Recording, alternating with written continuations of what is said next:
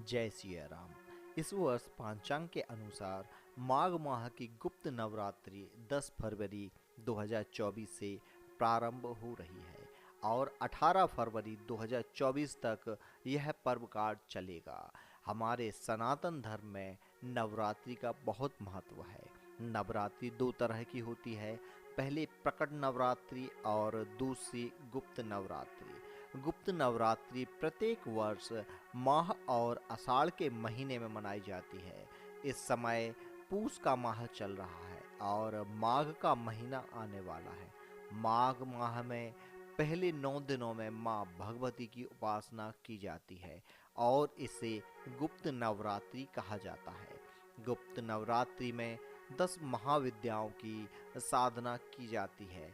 गुप्त नवरात्रि में 10 महाविधाओं में माँ काली देवी, तारा देवी, त्रिपुर सुंदरी, भुवनेश्वरी देवी, माता छिन्नमस्ता, त्रिपुर भैरवी, माँ ध्रुवावती, माँ बगलामुखी, मातंगी माँ और कमदा देवी की पूजा की जाती है।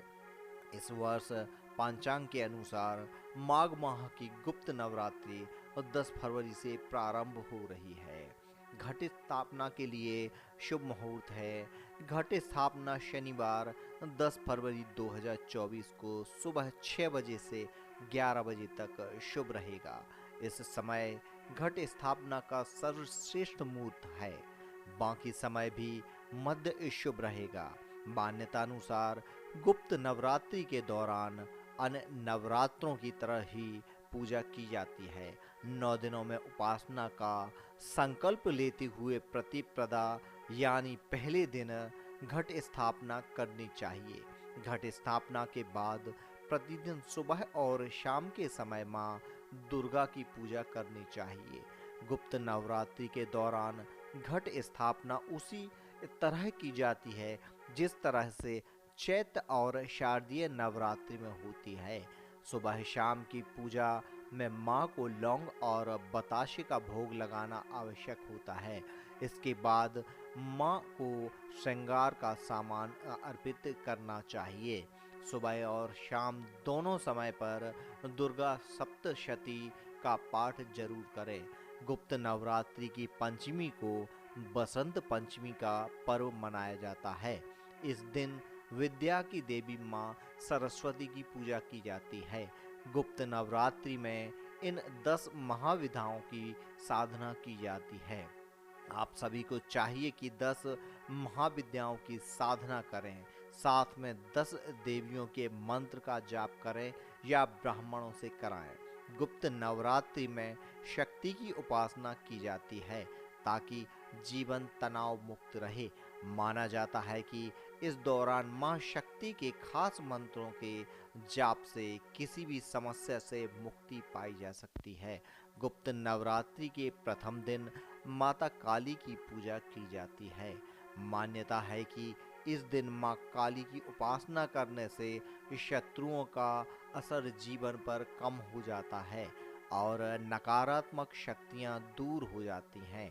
साथ ही सभी प्रकार के भय और रोग से मुक्ति प्राप्त हो जाती है। इस दिन कम से कम 108 बार ओम क्रीम कालिके स्वाहा मंत्र का जाप जरूर करें। 10 महाविधाओं में दूसरे स्थान पर तारा माता की उपासना की जाती है। इन्हें तारणी के नाम से भी जाना जाता है।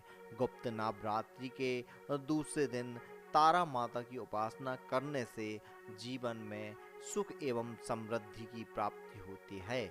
इस दिन ओम ह्रीं स्त्री हुम फट मंत्र का एक माला जाप करें।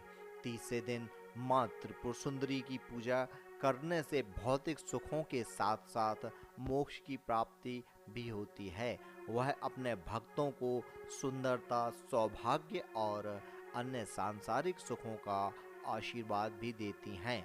गुप्त नवरात्रि के तीसरे दिन ओम श्री ह्रीं क्लीं ऐ सौः ओम ह्रीं श्री का ए ई अल्लाह ह्रीं हा सा कहल ह्रीं सकल ह्रीं सो ऐं क्लीं ह्रीं श्रीं नमः मंत्र का जाप जरूर करें। गुप्त नवरात्रि के चौथे दिन माँ भुवनेश्वरी देवी की पूजा की जाती है। मान्यता है कि माता की उपासना करने से वह अपने भक्तों की सभी मनोकामनाएं पलक झपकते ही पूरी कर देती है। दूसरी पूजा नाम प्रसिद्धि, वृद्धि और समृद्धि के लिए उनकी पूजा की जाती है। इस विशेष दिन पर ओम ह्रीं भुवनेश्वराय नमः मंत्र का जाप करें। 10 महाविद्याओं में 5वें स्थान पर माता भैरवी हैं, जिनकी उपासना गुप्त नवरात्रि के 5वें दिन की जाती है। माता भैरवी एक शत्रुओं की विनाशनी है। इनकी उपासना करने से साधक को विजय, रक्षा, शक्ति और सफलता आदि की प्राप्ति होती है। इस दिन ओम ह्रीं भैरवी क्लौं ह्रीं स्वाहा मंत्र का जाप कम से कम 108 बार करें। गुप्त नवरात्रि पर्व के छठे दिन देवी छिन्नमस्ता की विधि पूर्वक उपासना की जाती है। मान्यता है कि देवी की पूजा करने से आत्मदया, भय से मुक्ति और स्वतंत्रता प्राप्ति में सहायता मिलती है। साथ ही शत्रुओं को परास्त करने, करियर में सफलता, नौकरी में तरक्की और कुंडली जागरण के लिए माँ छिन्नमस्ता की पूजा की जाती है। इस दिन श्री ह्रीं क्लीं ऐ वज्र बैरोचनीये हुम हुम फट स्वाहा मंत्र का जाप करें। माता धूमावती की उपासना 10 महाविद्याओं में 7वें स्थान पर की जाती है। इन्हें मृत्यु की देवी भी कहा जाता है। माना जाता है कि गुप्त नवरात्रि के तीसरे दिन माता धूमावती की उपासना करने से कई प्रकार के सुख व दुर्भाग्य से राहत मिलती है और ज्ञान व सत्य का आशीर्वाद प्राप्त होता है। इस दिन ओम धूम धूम धूमावतै फट मंत्र का जाप प्रभावशाली माना जाता है। गुप्त नवरात्रि की अष्टमी तिथि के दिन माता बगलामुखी की पूजा का विधान है। शास्त्रों में बताया गया है कि माता बगलामुखी की उपासना करने से शत्रुओं पर विजय प्राप्त होती है और उनसे सुरक्षा मिलती है। कहा यह भी जाता है कि देवी शत्रुओं को पंगा बना देती हैं। इस दिन ओम ह्रीं बगलामुखी सर्व दुष्टानां वाचम मुखम पदम स्तंभ भय जिह्वाकील्यम बुद्धि विनाशम ह्रीं ओम स्वाहा मंत्र का जाप जरूर करना चाहिए। 10 महाविद्याओं में 9वें स्थान पर माता मातंगी हैं, जिन्हें तांत्रिक सरस्वती के नाम से भी जाना जाता है। गुप्त नवरात्रि की 9वीं तिथि के दिन देवी की उपासना करने से साधक को गुप्त विद्याओं की प्राप्ति होती है, ज्ञान में विकास होता है। इस विशेष दिन पर ओम ह्रीं क्लीं हूं मातंगै फट स्वाहा मंत्र का जाप जरूर करें। गुप्त नवरात्रि के अंतिम दिन माता कमला की उपासना का विधान है। इन्हें तांत्रिक लक्ष्मी की संज्ञा भी दी गई है।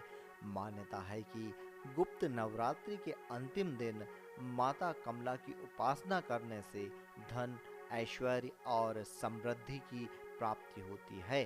साथ ही जीवन में आ रहे सभी दुखों का नाश होता है। इस दिन ओम ह्रीं अष्ट महालक्ष्माय नमः मंत्र का जाप कम से कम 108 बार जरूर करना चाहिए।